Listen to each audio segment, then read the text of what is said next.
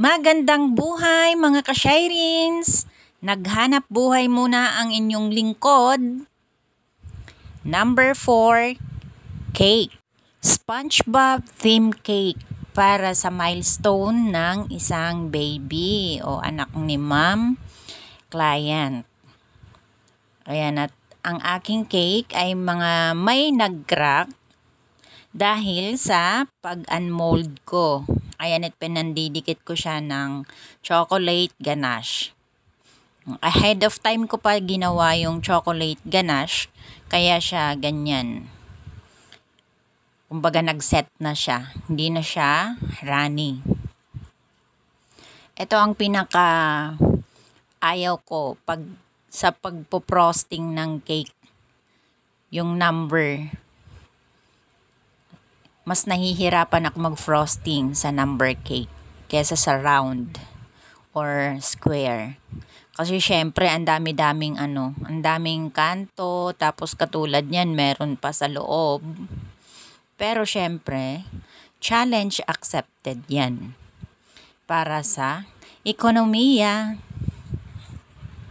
Ayan, at ilalagay ko na ang pang second layer. Ayan yung tinatawag na layer mga ka-Shireen sa mga hindi pa nakakaalam. Kasi ang tier cake ay tinatawag na layer nila ng iba na hindi pa nakakaalam.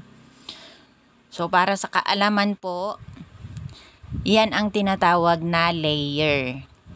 Yung tier cake ay magkapatong na magkaibang size. Yun ang tier. Yang ganyan na magkapatong na iisang size lang naman, yan ang layer na may palaman. Ganon.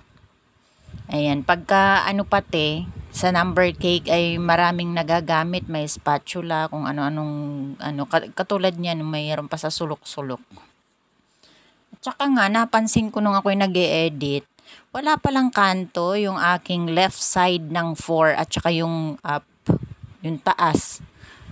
O, diba? Kung kailan ako'y nag-e-edit na ng video, saka ko lang napansin. Wala palang kanto. Buti na lang hindi maselan si ma'am client kung hindi, oh. Eh, syempre, meron kasing mga client na medyo maselan. O, syempre, kung ako nga naman, ayan, medyo naging parang A siya sa tingin ko. A na naputol. Capital letter A.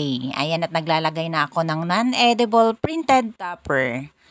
Non-edible lang po nilagay ko, and then yung draggies. Yan naman po ay depende sa price.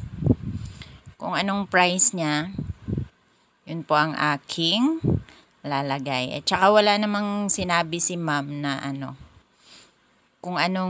kung fondant ba or non-edible printed topper. So, ayan, at non-edible na lang ang aking inilagay. Ayan po ang finished product. Thank you for watching.